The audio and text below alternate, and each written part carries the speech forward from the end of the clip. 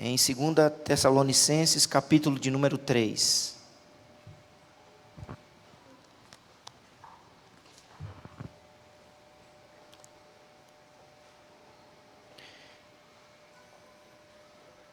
Segunda Tessalonicenses, capítulo de número 3, versículo de número 1. Diz assim a santa palavra do Senhor: Finalmente, irmãos, orai por nós, para que a palavra do Senhor se propague e seja glorificada, como também está acontecendo entre vós, para que sejamos livres dos homens perversos e maus, porque a fé não é de todos. Todavia o Senhor é fiel, Ele vos confirmará e guardará do maligno. Nós também temos confiança em vós, no Senhor, de que não só estáis praticando as coisas que vos ordenamos, como também continuareis a fazê-las. Ora, o Senhor conduz o vosso coração ao amor de Deus e à constância de Cristo.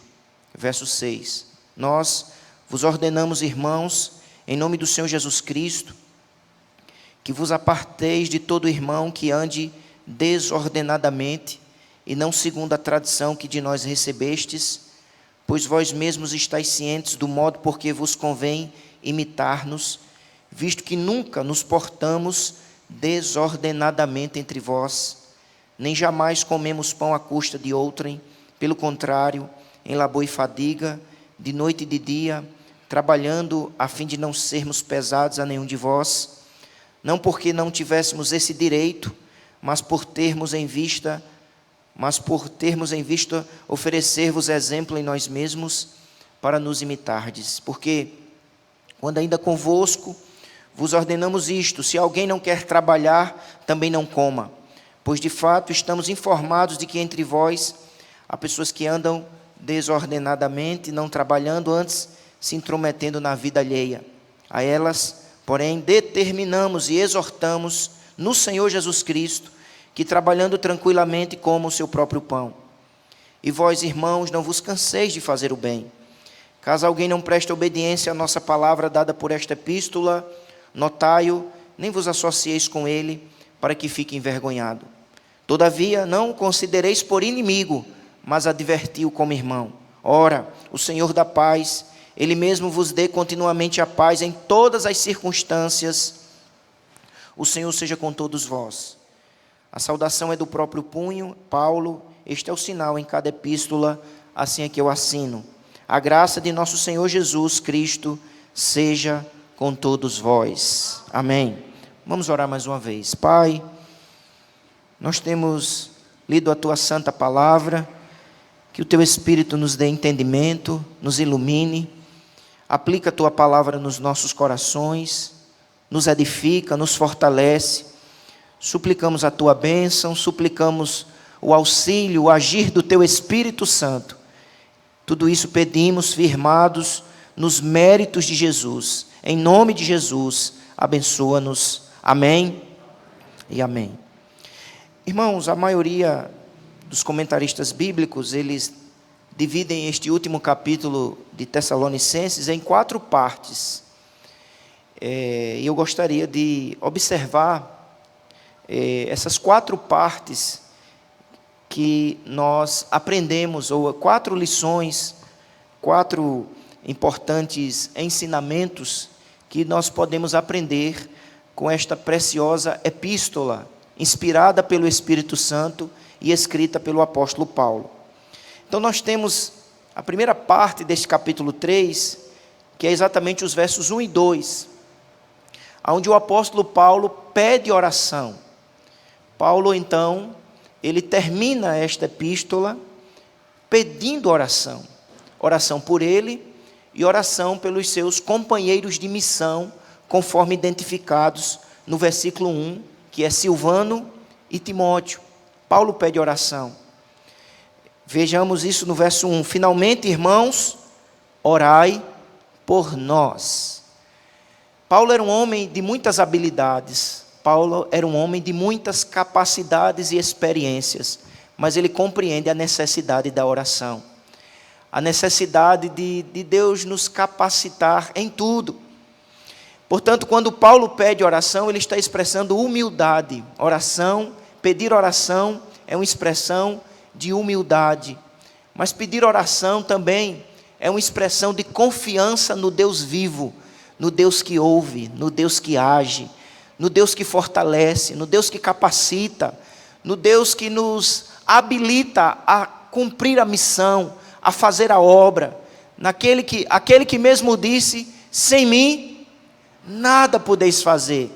Orem por mim, orem por nós. Oração é expressão de dependência, oração é expressão de humildade. Quem é suficiente para realizar a obra do Senhor? Quem é suficiente para cumprir a missão? Porque a obra do Senhor não é cumprida na força do braço, do intelecto, do dinheiro. A obra do Senhor é cumprida em conformidade com a palavra do Senhor e no poder do Espírito. O apóstolo Paulo diz: orai por nós. Oração é expressão de comunhão. O apóstolo estava distante da igreja de Tessalônica. Os comentaristas, os estudiosos dizem que possivelmente ele estava em Corinto. Mas de Corinto ele escreve essa carta aos Tessalônicos. E ele diz: orem por nós. Porque, irmãos, orar é expressar unidade. Orar é expressar comunidade, comunhão. O missionário está distante de nós fisicamente, mas nós estamos juntos a eles, no mesmo propósito, no mesmo evangelho, na mesma missão.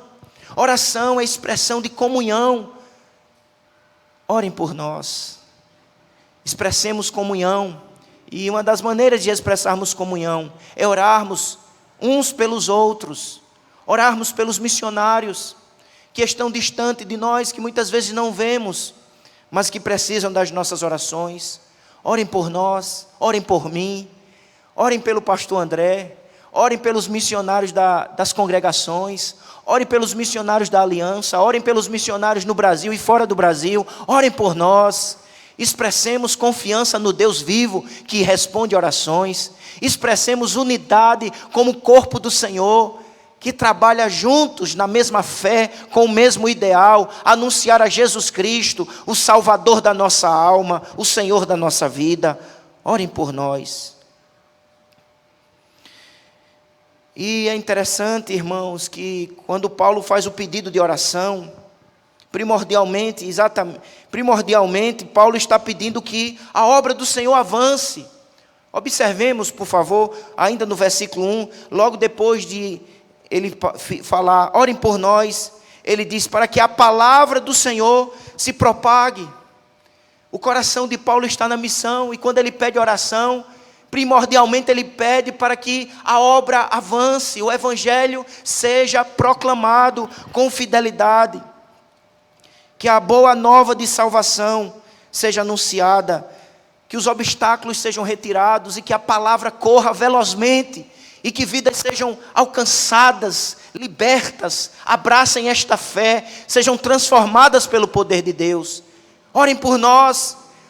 Paulo não pede conforto. Paulo primordialmente, ele não está pedindo promoção, ele está pedindo preservação, ele está pedindo que a bênção do Senhor se realize através da proclamação do Evangelho. Ele pede para que o reino de Deus avance, para que o Evangelho seja fielmente pregado, para que igrejas sejam edificadas. Orem por nós, mas logo em seguida ele diz, orem para que a palavra seja proclamada, se propague e seja glorificada, seja acolhida, seja recebida, como está acontecendo entre vós. Veja o verso 2 ainda no pedido de oração, ele pede duas coisas, ele pede que a palavra seja propagada e glorificada, e que eles recebam da parte do Senhor livramento, e para que sejamos livres dos homens maus, perversos, ou melhor, para que sejamos livres dos homens perversos e maus, porque a fé não é de todos. Ele pede que os obstáculos que queiram impedir que a obra seja feita, seja retirado. Os obstáculos sejam retirados. Haviam indivíduos, e possivelmente aqui ele está se referindo a judeus incrédulos, que estavam criando obstáculo para que o evangelho não avançasse. Mas veja, irmãos, que o apóstolo Paulo acreditava que o Deus que ouve orações é capaz de nos livrar, de dar livramento. Ele não apenas nos capacita para a missão, Ele também nos livra dos obstáculos que possam impedir que a obra seja feita. E só nosso Deus é capaz de nos livrar, de nos proteger, de nos guardar e de nos preservar na missão para a glória do seu nome. O pedido de oração, que a palavra se propague e que haja liberdade para o anúncio fiel da palavra do Senhor. Louvado seja o nome do Senhor. Mas nós temos então, irmãos, a segunda parte deste capítulo. Primeiro, Paulo pede oração. Mas é interessante, irmãos, observarmos como o apóstolo Paulo, ele tem um coração pastoral. Ele ama a igreja. E logo que ele pede oração por ele, e na verdade a oração e os pedidos de oração dele é para que o evangelho se propague, logo em seguida ele já começa a orar pelos leitores, por aquela igreja. Essa é a segunda parte do capítulo, é a oração de Paulo. Nós temos aí nos versos 3 a 5. Paulo não só pede oração, mas ele se dispõe a orar por aquela igreja. E aqui nós temos um registro dos desejos que Paulo tem e apresenta a Deus em oração. Ele começa dizendo no versículo 3: todavia o Senhor é fiel. O Senhor é fiel para nos livrar. O Senhor é fiel para nos capacitar. O Senhor é fiel em suas promessas. O Senhor é fiel em suas palavras. O Senhor é fiel em seu caráter. O Senhor é fiel a nós, os seus filhos, por misericórdia e graça. O Senhor é fiel. Ele começa, portanto, declarando a fidelidade de Deus. E a nossa oração é firmada, irmãos, no caráter de Deus, na fidelidade de Deus. Ele diz então, todavia, o Senhor é fiel. E este Deus que é fiel, este Deus que é verdadeiro, é capaz de nos confortar. Ele vos confirmará. Ele vos confortará. Ele vos fortalecerá. Servimos a um Deus que é fiel. Paulo era um homem rodeado de necessidades e de dificuldades, mas ao mesmo tempo ele acredita na fidelidade de Deus, que alcança a sua vida, que alcança a vida dos missionários, mas é também capaz de alcançar a vida de toda a igreja. Por isso que ele ora dizendo, firmado na fidelidade de Deus, que este Deus que é fiel vos fortaleça, vos confirme, vos conforte em santidade, em amor.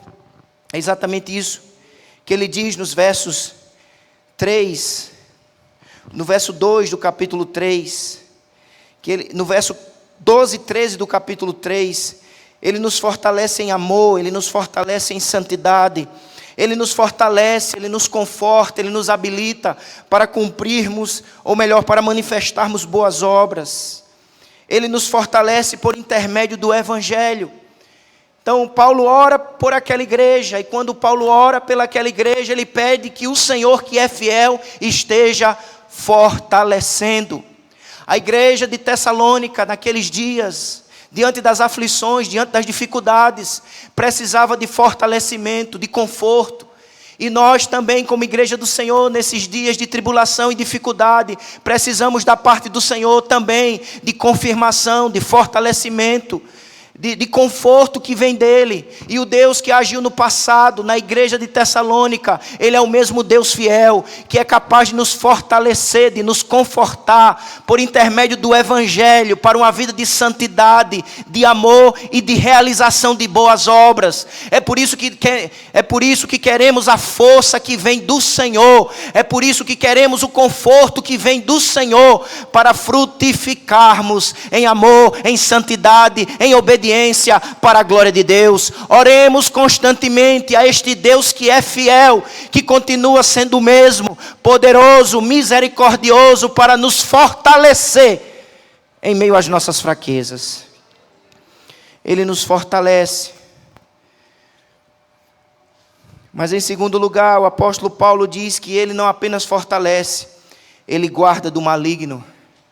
Há um inimigo terrível que quer impedir a caminhada da igreja, que quer impedir o avanço do evangelho. Mas há o mais valente, o Todo-Poderoso, que já esmagou a cabeça de Satanás. E este Deus que é fiel nos fortalece. Mas nós não só precisamos de força e de conforto, precisamos também de proteção e livramento. E este Senhor que é fiel, Ele é superabundante em suas bênçãos. Ele tem conforto, Ele tem fortalecimento, Ele tem proteção para os que nele confiam, para os que a Ele buscam. Que o Senhor guarde, que o Senhor nos guarde do maligno. Mas um outro pedido que nós observamos aqui, irmãos, na oração que Paulo faz por aquela igreja, está no versículo de número 4. Ele diz assim: nós também temos confiança em vós no Senhor, de que não só estáis praticando as coisas que vos ordenamos, como também continuareis a fazê-las. Porque Deus é fiel, Ele é capaz de nos confirmar. Porque Ele é fiel, Ele é capaz de nos guardar. Porque Ele é fiel, Ele é capaz de nos capacitar a viver uma vida de obediência. É isso que o apóstolo Paulo diz: eu confio que vocês continuarão praticando, fazendo o que vocês receberam como mandamento, como ordenança. Mas veja que o apóstolo Paulo diz que confia que aquela igreja praticará o que está sendo ensinada, porque aquela igreja está sendo fortalecida pelo Senhor, guardada pelo Senhor, mas também porque ela está unida ao Senhor. É isso que ele diz no verso 4, nós também temos confiança em vós no Senhor. Então ele não diz, não é de nós por causa de nós mesmos, mas é de nós por causa de Cristo. Nele nós estamos unidos, e o que pertence a Ele pertence a nós, e por causa dele nós perseveramos, e na força que vem dele nós cumprimos os mandamentos do Senhor, e praticamos aquilo que Deus deseja para as nossas vidas. Nós também temos confiança em vós no Senhor, e vós no Senhor, de que não só estáis praticando as coisas que vos ordenamos, como também continuareis a fazê-las. O Senhor é fiel para confirmar, guardar e nos capacitar a viver uma vida de obediência. Você crê neste Deus que é fiel? Mas em quarto lugar ele diz que este Deus que é fiel, Ele é capaz de nos avivar. E é isso que nós temos no versículo de número 5. Ele diz: ora, o Senhor conduza o vosso coração ao amor de Deus e à constância de Cristo. O apóstolo Paulo ora, pedindo que aquela igreja cresça na percepção do amor de Deus. Eles são um povo salvo pela graça. Paulo já havia dito isso em versículos anteriores. Mas aqui, irmãos, ele está desejando que aquela igreja, aquele povo, seja conduzido no coração a perceber quanto Deus nos ama. Aqui o amor de Deus não é o meu amor para Deus, mas é o amor de Deus para conosco. Paulo está pedindo que o Senhor conduza aquela igreja a perceber a profundidade do amor de Deus, a grandeza do amor de Deus, a largura do amor de Deus. Esta é a oração que foi feita por Paulo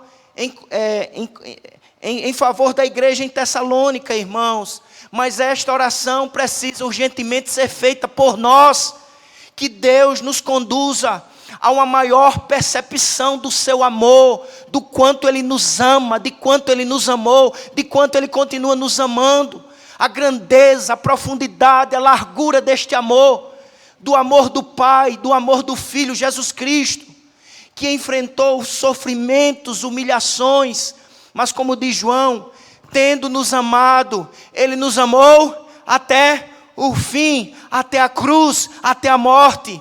Ele nos amou e nos substituiu naquela cruz e derramou seu sangue para que a nossa salvação fosse garantida, para que o perdão dos nossos pecados fossem realizados. O perdão fosse realizado e a bênção fosse garantida. Avivamento, irmãos, não está ligado apenas à manifestação de dons espirituais. Avivamento está ligado a percebermos a grandeza do amor do Senhor, a grandeza da obra de Cristo. Isso gera em nós convicção maior, certeza e segurança maior. E na medida que percebemos quão profundamente temos sido amados, quão intensamente temos sido amados, isso deve nos levar a amar a Deus mais e a amarmos uns aos outros mais e a servirmos ao Senhor com mais intensidade, com mais convicção, com mais alegria, com mais determinação. Que esta oração, feita pelo apóstolo Paulo à igreja de Tessalônica, possa ser feita por mim e por ti. Que o Senhor abra os nossos olhos. Que o Senhor possa nos levar a uma percepção espiritual mais profunda, mais intensa, mais viva, que nos livre da frieza, da apatia, da indiferença, e nos leve a perceber o quanto somos amados do Senhor, do Pai e do seu Filho, Jesus Cristo. Paulo pede oração, Paulo ora, e Paulo orienta. Estava vendo aqui, irmãos, um problema na igreja de Tessalônica. Interessante, irmãos, porque era uma igreja que tinha muitas virtudes. Era uma igreja que tinha muitos frutos espirituais, mas mesmo assim ela não estava livre de dificuldades. Isso é um reflexo de qualquer igreja. A melhor igreja, a mais virtuosa igreja, a mais frutífera das igrejas não está isenta de lutas, de dificuldades. E cabe a nós não desistir da igreja, mas buscarmos no Senhor orientação. E é o que acontece aqui na igreja de Tessalônica. O Senhor está orientando aquela igreja a enfrentar as suas dificuldades. O Senhor está orientando aquela igreja a enfrentar os seus pecados. Deus é bom, irmãos. Deus é cuidadoso para conosco. Ele nos fortalece, Ele nos guarda, Ele nos capacita a obedecer, Ele nos renova, Ele nos aviva, Ele nos orienta a enfrentarmos as lutas, as dificuldades. Nós somos a igreja de um Deus que é fiel. Ele é um Deus fiel, verdadeiro, confiável. E este Deus fiel é um Deus vivo, que ouve a oração e que age na vida do seu povo. Louvado seja o nome do Senhor. E aqui, o Espírito Santo usa o apóstolo Paulo para trazer orientação naquela igreja. Qual era o problema que aquela igreja estava enfrentando? Havia irmãos que estavam andando desordenadamente. Estavam fora da linha. É o que nós lemos no verso de número 6. E por que eles estavam andando desordenadamente? O apóstolo Paulo responde dizendo que eles estão andando desordenadamente, porque, veja, qual era a desordem aqui no caso dessa situação, verso 11. Pois de fato, estamos informados de que entre vós há pessoas que andam desordenadamente, não trabalhando antes e intrometendo na vida alheia. É, o fofoqueiro. Aqui, irmãos, havia a possibilidade de algumas pessoas estarem desenvolvendo uma perspectiva escatológica exagerada, de que Jesus voltaria de maneira imediata. Então, alguns estavam abandonando os seus instrumentos de trabalho, né, o trabalho, e Jesus vai voltar, e para que trabalhar? Por isso que Paulo escreveu esta carta, exatamente para esclarecer pontos relacionados à volta do Senhor. A volta do Senhor será súbita, mas será precedida de sinais. Então havia gente aqui nessa situação de desordem. Não queriam trabalhar, talvez tirar proveito da generosidade da igreja. Lembra o livro de Atos, capítulo 2? A igreja é uma igreja generosa, que se dispunha a ajudar. ajudar os necessitados. E o fato é que havia gente trilhando um caminho de desordem. Irmãos que andam desordenadamente. No caso aqui específico, era o problema da preguiça, da fofoca. E por que eles estavam andando desta maneira desordenada? O verso 6 responde: não segundo a tradição que de nós recebestes. Veja, irmãos, que o apóstolo Paulo está nos ensinando um princípio muito importante. Se nós queremos andar na linha, se nós queremos andar na ordem, nós não podemos abandonar o ensino apostólico. Se queremos a nossa vida em ordem, se queremos a nossa casa em ordem, precisamos nos firmar na palavra de Deus. Sem um apego à palavra não há ordem. Sem um apego na palavra de Deus, nós desviamos a nossa vida, o nosso falar, os nossos projetos, os nossos planos da vontade de Deus. Quem quer ter ordem, quem quer estar na linha, você é um destes, diga amém. Amém. Apegue-se ao ensino dos apóstolos, à palavra do Senhor. É pela palavra que somos corrigidos, aprumados, consertados, restaurados. O instrumento que o Espírito Santo de Deus usa para nos ensinar, nos corrigir, nos consertar, é a palavra de Deus.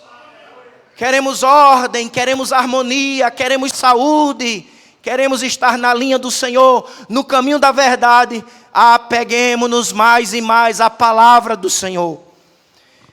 Isso que o apóstolo diz, não havia ordem, porque eles estavam esquecendo do que haviam recebido. Ele chama aqui, no verso 6, de tradição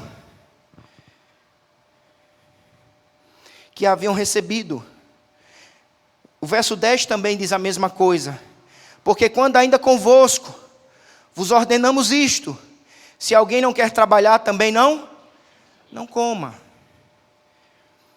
Obviamente, irmãos, que o que Paulo está dizendo aqui não é que não deve ser assistido o necessitado. Há vários incentivos à assistência aos necessitados. A igreja assiste aos necessitados, não aos preguiçosos. Ou seja, se Deus está lhe dando saúde, oportunidade, trabalhe. Não queira se aproveitar da generosidade da igreja, nem tampouco do governo.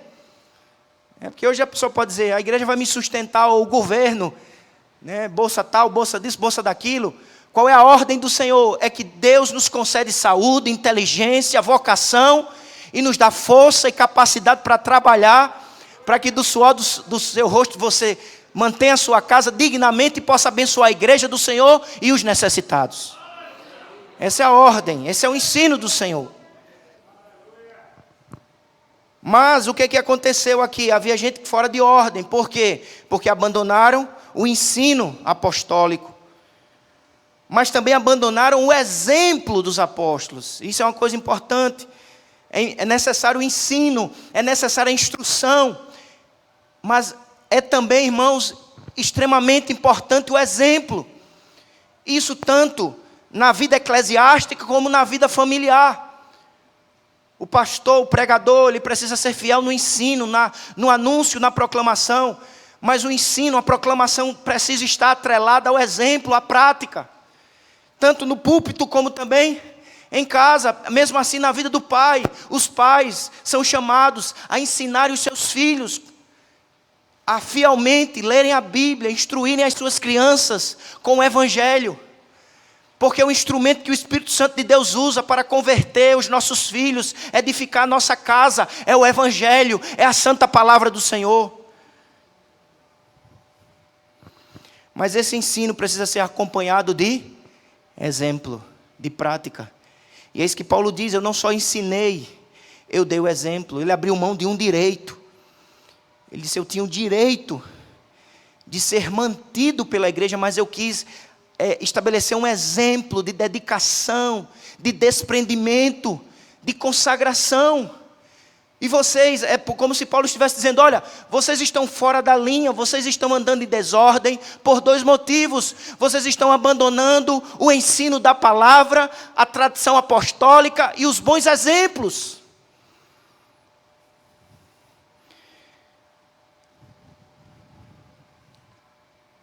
E ele diz o que deve ser feito. E aqui é um ponto tanto quanto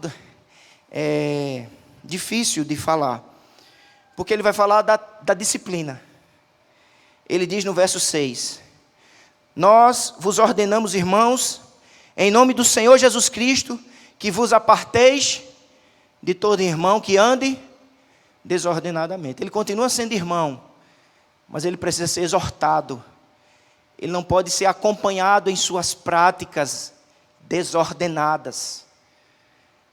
E ele diz mais, vejam no verso 14: acaso alguém não presta atenção à nossa palavra dada por esta epístola, notai-o, nem vos associeis com ele. No amor, irmãos, o amor, melhor dizendo, não despreza a correção. O amor não despreza a disciplina. Nós estamos numa geração que associa amor a não disciplina, a não correção. Mas quem ama corrige, quem ama disciplina, tanto no âmbito da família, na relação pai-filhos, como na relação eclesiástica. Disciplina não é expressão de ódio, de rancor, não.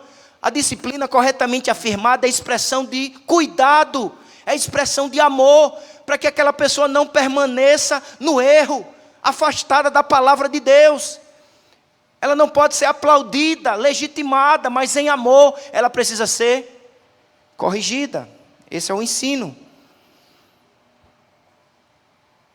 Por isso que Paulo diz aqui: se ela não prestar obediência, verso 14, a nossa palavra dada por esta epístola, notai-o, não vos associeis com ele, para que fique envergonhado. Que vergonha é essa que o apóstolo deseja aqui? É a vergonha do arrependimento, que ela perceba que se afastou da palavra de Deus, dos bons exemplos, de uma vida digna da vocação que recebeu.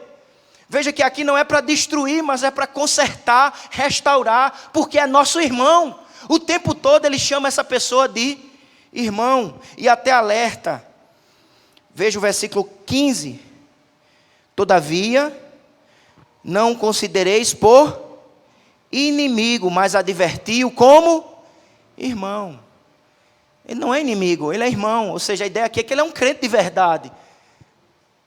Mas ele está saindo digamos assim, a ideia de desordem aqui é sair da fila. E ele precisa ser chamado ao caminho da palavra, do exemplo, da boa prática, para a glória de Deus. E no verso 13, está escrito assim: e vós, irmãos, não vos canseis de fazer o bem. Não canse de fazer o bem. Hoje pela manhã nós ouvimos o diácono João Batista falando exatamente sobre essa palavra, fazer o bem. Não nos cansemos da generosidade. Não nos cansemos de obedecer a palavra do Senhor. Por causa dos maus exemplos, por causa das dificuldades, por causa dos problemas que surgem. Muitas vezes, irmãos, os problemas podem causar em nós desânimo, desejo de desistir. Mas o Senhor está dizendo, apesar das dificuldades, apesar, às vezes até das decepções, apesar dos maus exemplos, não desista de fazer o bem, de cumprir o seu papel como servo de Deus, cheio do Espírito, promotor daquilo que é bom, daquilo que é agradável para a glória de Deus. Não nos cansemos de fazer o bem, acima de tudo, porque temos um Senhor maravilhoso que é fiel, e que nos fortalece, e que nos guarda, e que nos capacita, e que nos renova, que nos aviva para cumprirmos o bem e vivermos uma vida de luz e de sal para a glória de Deus. Amém, igreja? Amém. Paulo pede oração, Paulo ora, Paulo orienta aquela igreja sobre esse tema tão delicado que é a disciplina, e Paulo termina a sua epístola com outra oração. Ele diz assim, verso 16: ora, o Senhor da paz, Ele mesmo vos dê continuamente a paz em todas as circunstâncias. Mesmo diante de dificuldades internas, mesmo diante de situações tensas. Aqui era uma situação tensa, aqui era uma situação difícil. Mas, irmãos, diante das situações tensas, diante das situações difíceis, nós contamos com a paz do Senhor. Nós contamos com o Senhor da paz e com a paz do Senhor. Ele diz que este Deus, o Senhor da paz, Ele mesmo, não é um anjo, não é um arcanjo, é Ele mesmo, vos dê continuamente a paz. Paz em todas as circunstâncias. Paz, irmãos, é símbolo de reconciliação. Nós temos paz porque fomos reconciliados com o Deus dos céus, através do sangue derramado na cruz do Calvário. Nós temos paz e nenhuma circunstância difícil, tensa, aflitiva, nenhuma enfermidade, ela é capaz de tirar a nossa paz, porque quem tem Jesus tem reconciliação. Quem tem Jesus recebeu dele perdão de pecados. Quem tem Jesus foi reconciliado com os céus. E o céu habita nele, mesmo diante das lutas e das aflições e das dificuldades. Ele tem paz, porque ele tem o Senhor da paz. Paz, irmãos, é símbolo de obediência.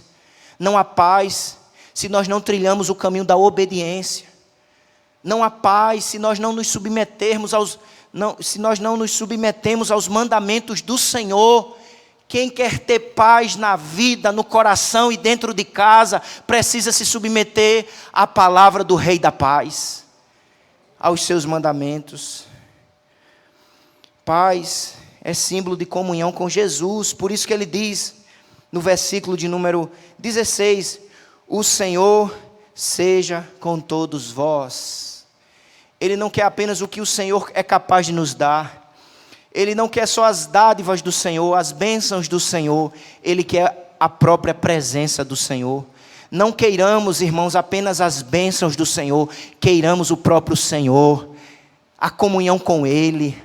A amizade sincera e santa e espiritual com Ele. Por isso que Paulo ora no verso 16, na última frase, dizendo: o Senhor esteja com todos vós.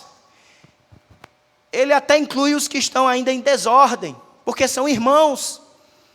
E nós só nos consertamos por causa da presença do Senhor em nós. Ele inclui a todos, isso expressa o seu amor. O amor que Ele tem por aquela igreja. Ele ora mais uma vez pedindo paz. E como precisamos renovar esta oração a cada dia, como igreja do Senhor, nesses dias de guerra, de tumulto, de conflitos. Senhor, nos concede paz em todas as circunstâncias. Dá-nos a paz. A nossa esperança está em Ti, não está nos homens. Firma-nos na paz. Ele termina no verso 18, pedindo graça. Ele pede paz e termina pedindo graça, dizendo assim: a graça de nosso Senhor Jesus Cristo seja com todos vós. Sabe, irmãos, porque temos paz? Temos paz só porque temos um Senhor gracioso. Temos o que temos e somos o que somos, não por mérito, mas por graça. E por graça e por misericórdia, nós temos paz, nós temos fortalecimento, nós temos capacitação, nós temos avivamento, nós temos provisão, nós temos proteção. É por causa da graça que todas as dádivas e todas as bênçãos nos são dadas. Não é mérito, é graça, é misericórdia de Deus que nos alcança com bênçãos. Louvado seja o nome do Senhor. Essa graça que garante a paz e a comunhão, a graça que garante livramento, a graça de Deus que garante o agir do Espírito Santo, que nos capacita a fazermos o que o Senhor deseja que façamos, a graça que nos conduz aos céus, a graça que nos torna vasos úteis nas mãos do Senhor. Meus amados irmãos, eu quero concluir essa pregação suplicando que o Deus da graça nos conduza à oração. Orem por nós, orem pelos pastores, orem pelos missionários, e que a graça de Deus fortaleça-nos a orar. Em segundo lugar, eu quero concluir essa palavra dizendo o seguinte, que ao orarmos, firmados na graça, oremos pelo que é mais importante. E o mais importante é vermos o Evangelho avançando, vidas sendo salvas, a palavra do Senhor sendo glorificada. Que por graça oremos pelo que é mais importante. E o mais importante é sermos fortalecidos na fé, guardados do maligno, capacitados a viver uma vida de boas obras, de prática. O mais importante, irmãos, é recebermos do Senhor urgentemente um genuíno avivamento espiritual.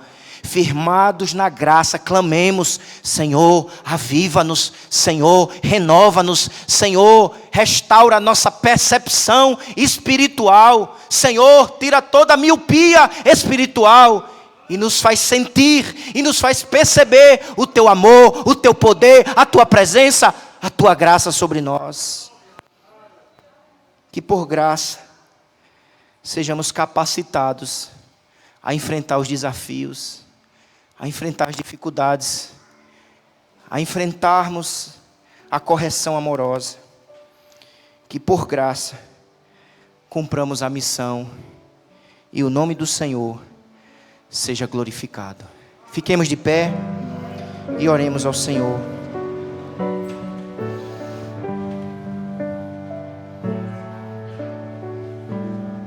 Pai, somos gratos a Ti por Tua palavra que nos ensina, Tua palavra que nos consola, Tua palavra que nos exorta. Santo Espírito de Deus, aplica no coração da Tua igreja reunida a Tua palavra, Senhor. Ilumina nossa mente e nos ensina e nos capacita não apenas a ouvir e entender, mas a viver em conformidade com a Tua palavra, para a glória do Teu nome, em nome de Jesus. Amém.